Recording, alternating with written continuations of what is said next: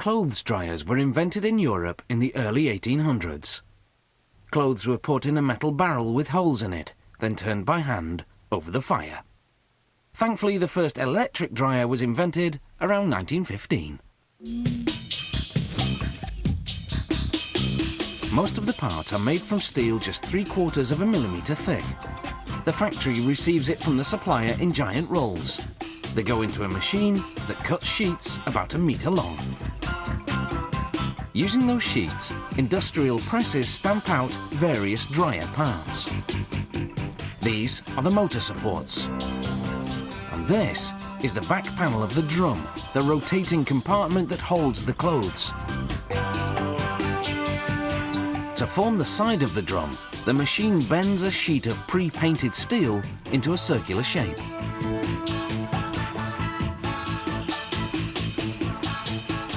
When a clothes dryer operates, it sucks in outside air through a hole at the front.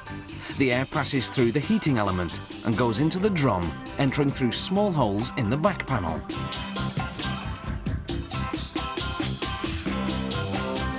Once the automated machines have finished shaping the drum, they form a groove on its outside surface. This groove is for the motorized belt that drives the drum. Next, they put the drum on another machine that screws 3 baffles in place. Baffles are those thick plastic wings located inside the drum. They're what throws the clothes around as it rotates. Back on the automated line, the drum's front rim goes on.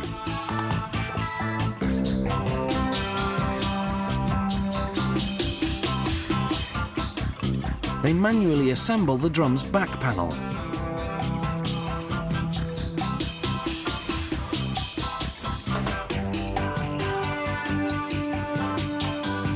Then a machine installs it.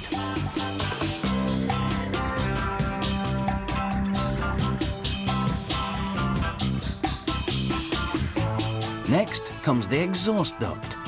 Hot, moist air exits the drum through a series of holes and a large slot in the dryer door. The air gets channeled downward through the lint screen, then goes through a duct at the front of the dryer to the fan. The fan blows the air out of this exhaust duct at the back of the dryer. The dryer's heating element works much like the element in a toaster, except it consumes up to 6,000 watts. The factory receives the steel and ceramic heating coils ready-made. Workers simply position them on a sheet of galvanized steel.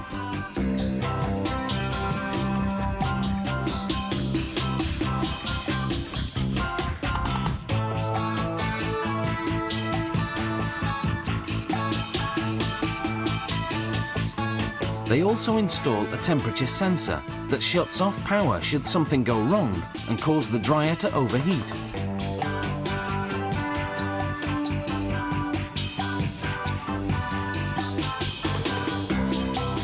In the finishing department, they coat the dryer with powdered paint that's heat and shock resistant.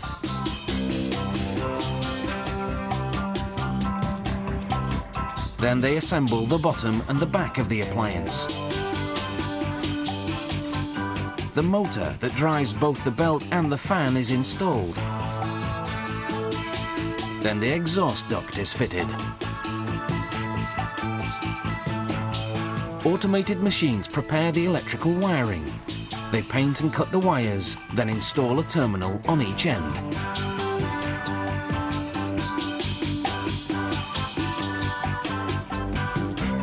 Workers wire the dryers, then install the drum. The sides are closed up and the door screwed on, and then the control panel is wired up. It's connected to a series of gears and switches that control the dryer cycles.